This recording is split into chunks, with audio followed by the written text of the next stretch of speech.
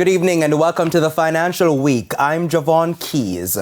The Lees Group has officially opened its multi-million-dollar 76 RHR Business Center on Red Hills Road. The facility boasts multiple operations, including a business process outsourcing center.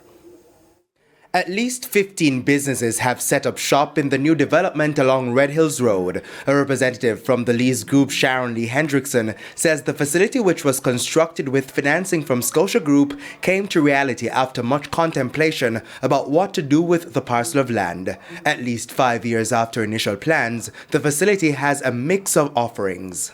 Upstairs in the plaza, you can get all the different medical services, including optical and pharmacy. There is also financial, we have printing services, and we have M10, a sit-down restaurant. Downstairs, there's a beautifully laid out 2-story department store that has everything for men's, ladies, children, and home. We also have a convenience store and a wide assortment of food and ice cream. 76 RHR also has a business process outsourcing space occupied by Sutherland Global. Claude Duncan is Sutherland's assistant vice president in charge of service delivery. He's also country manager. Our facility at the back is 65,000 square feet. We expect to house over 1,500 jobs.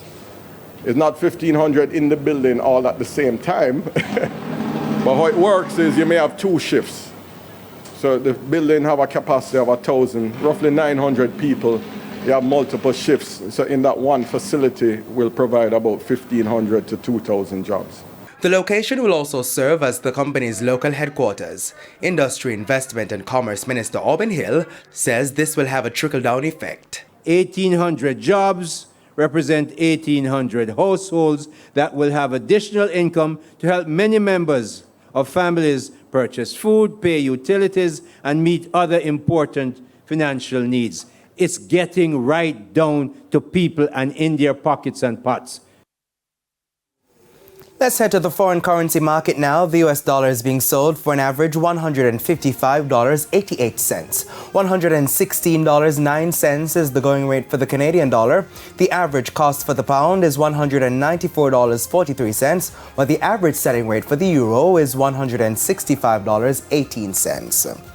The JSE index lost 2,686 points, while the junior market index advanced by 14 points. Among the 43 winners were KLE Group, Epley Caribbean Property Fund, Cargo Handlers, CAC 2000, and Jamaica Broilers Group.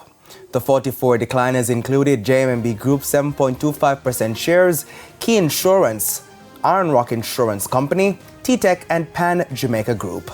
23 stocks traded firm.